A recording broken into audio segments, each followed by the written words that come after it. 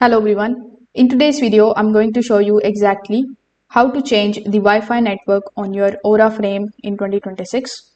So first of all, if your Aura frame is still connected to the internet, this is going to be the easiest method.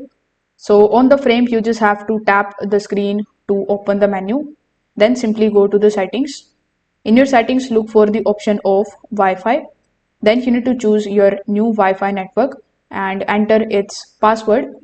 Once connected, the frame will switch to the new network automatically.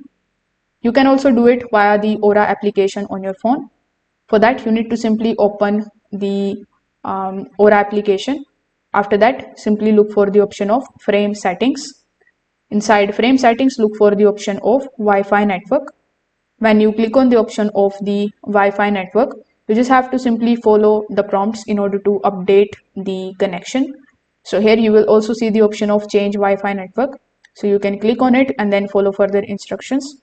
Just make sure that your phone is connected to the same new Wi-Fi during this particular process. So if this video helped you out, make sure that you like this video and subscribe to the channel. Thanks for watching.